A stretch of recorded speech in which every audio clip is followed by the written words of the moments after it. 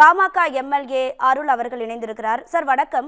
இப்போ ராமதாஸ் மற்றும் செல்வ பெருந்தகை அவர்களுடைய சந்திப்பு நடந்திருக்கு. இதை எப்படி சார் பார்க்கலாம்? கூட்டணி தொடர்பான சந்திப்பா இல்ல நட்பு ரீதியான சந்திப்பா?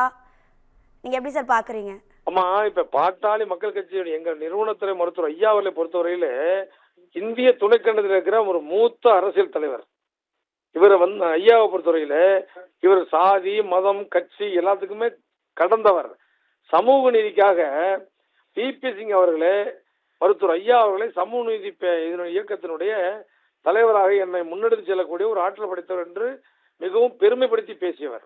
அப்படிப்பட்ட நம்முடைய அரசியல் தலைவரை பொறுத்தவரையில எங்க ஐயாவை பொறுத்தவரையில நீங்க அண்ணன் செல்வ பெருந்தகை அவர்கள் ஒரு அரசியலுக்கு அப்பாற்பட்டு எங்க மருத்துவர் ஐயா மீது அன்பும் பாசமும் மரியாதையும் கொண்ட ஒரு தலைவர்.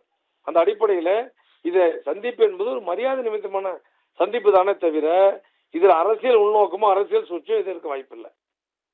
சார் இப்போ இது கூட்டணி தொடர்பான சந்திப்பு அப்படிங்கிற சந்தேகம் எழுவதற்கு காரணமே பாமகவில் ஏற்படுற குழப்பத்திற்கு அன்புமணியுடைய காரணம் திமுகவாக தான் இருக்கு. ஆனால் அதை முற்றிலுமே ராமதாஸ் அவர்கள் மறுக்கிறாரு. இல்லை, இது திமுக காரணம் கிடையாது அப்படிங்க. அப்போ அதே மாதிரி பாஜக கூட்டணிக்கு வற்புறுத்தியது அன்புமணி அப்படின்னும் ராமதாஸ் அவர்கள் சொல்றாரு. ஸோ அப்போ தந்தை மகன் இருவருக்குமே வேறுபட்ட கருத்துகள் இருக்கு இல்லையா இந்த கூட்டணி தொடர்பா? ஆமா, அது எங்களுடைய தலைவர் மருத்துவர் ஐயா, என்னுடைய நிறுவனத்துறை மருத்துவர் ஐயா அவர்கள் வாரம் வியாழக்கிழமை நடக்கிற பத்திரிகையாளர் சந்திப்பு கூட்டத்திலே இது குறித்து தெளிவான விளக்கங்களை தந்து வருகிறார். அந்த விவரத்துக்குள்ள நான் சொல்லுவது சரியா இருக்காது என்பது என்னுடைய கருத்து.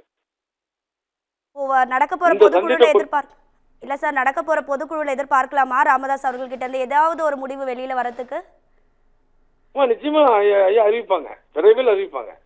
அது சொல்லிட்டாங்க பாருங்க, கூட்டணியில தான் இந்த தேர்தலை சந்திக்கிறோம். யார் கூட்டணி என்பது குறித்து நான் மிக விரைவில் அறிவிப்பதாக சொல்லியிருக்கிறார்கள். ஐயா சொல்லிருக்கிறாங்க, ஐயா அறிவிப்பாங்க